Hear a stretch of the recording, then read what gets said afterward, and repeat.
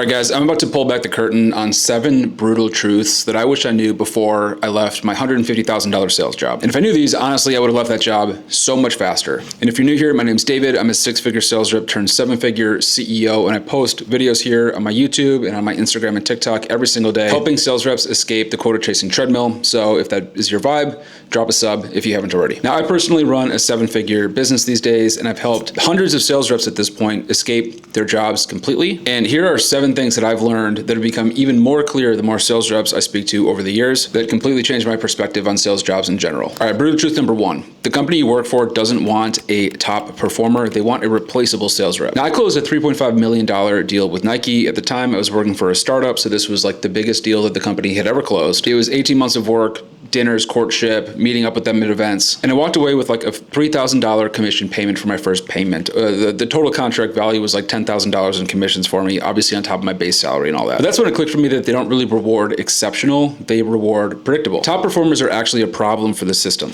You break the comp model. You make the math look wrong and unfair. What they do though is they reward predictable sales reps. What they really want is a seat that produces a consistent number that's predictable and that they can forecast easily. This way, if you leave tomorrow, they can refill your seat in 2 weeks and make sure that their forecasts remain consistent across your territory or your patch. See, you're not a person in the org chart. You're literally just a seat with a number attached. The same is true for my business partner, Derek. He closed a $2 million deal on a $200,000 quota, and it caused all sorts of problems for the company. You would think that they want those bigger deals. They're obviously not going to say no to the money, but it makes things very complex for finance and for sales management when these types of things happen, and everybody can see a sales rep clearly being treated unfairly. Brutal truth number 2, sales managers act weirder the better you perform. Now, when you're mid-pack, your sales manager is your best friend. The moment you start outperforming though, the energy starts to shift. All of a sudden, there's more pipeline scrubs, there's more just checking in meetings, and there's more credit taking on the forecast call, because your wins belong to your manager, but your losses aren't their fault ever. And here's why. Your number is their number at the end of the day. And a rep who doesn't need their manager starts to make management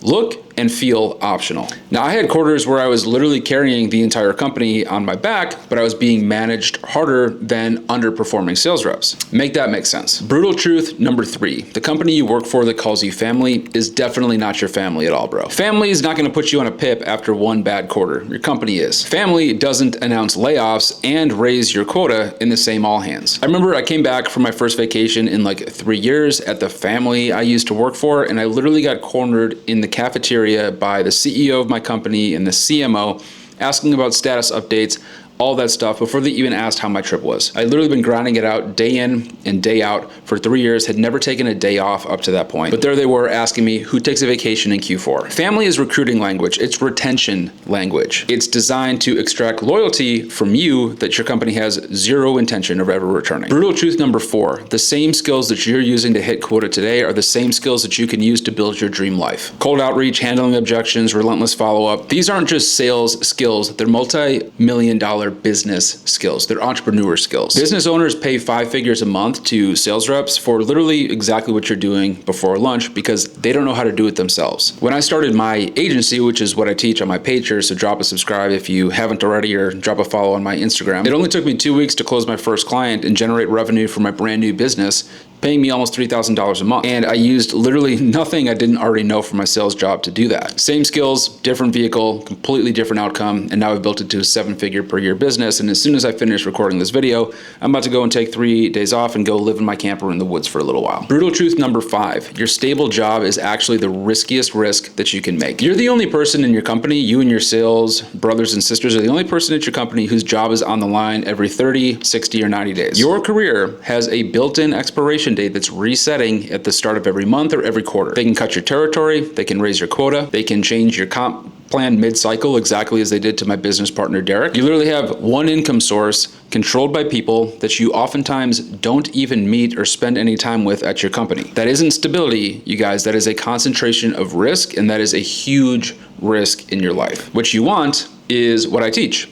3 to 5 clients, paying you anywhere from $2,000 to $5,000 per month.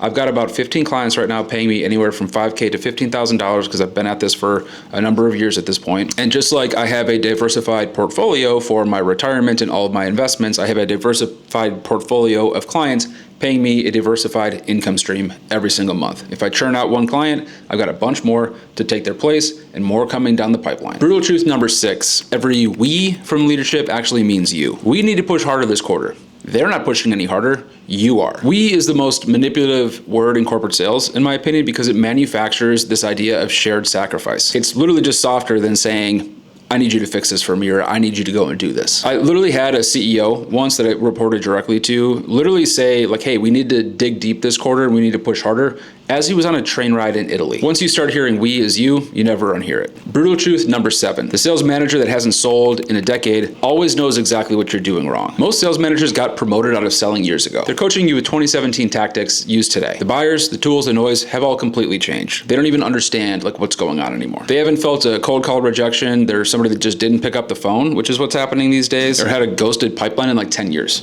But with confidence, they will diagnose your activity problem from a dashboard. And when their advice doesn't work, somehow it's your execution problem. The person best equipped to fix your results is the one that's actually doing the work, you, which is exactly why you can run your own business better than any sales manager can manage you. Now, if this resonated, if this sounded familiar, if you're frustrated in your sales job, I'd encourage you to drop a subscribe on my channel. Check out some of the earlier videos that I posted where I literally break down my business model that I used to go from a 6-figure sales rep to a 7-figure CEO. Otherwise, there's a free 30-minute training in the description of this video where I break it down in great detail. And maybe it's a good fit for you. Maybe not. Watch the video, spend a little bit of time learning a little bit more about me and what I've been able to do with my sales skills, and make that decision for yourself. Drop any questions you guys have in the comments down below, and we'll see you guys in the next video.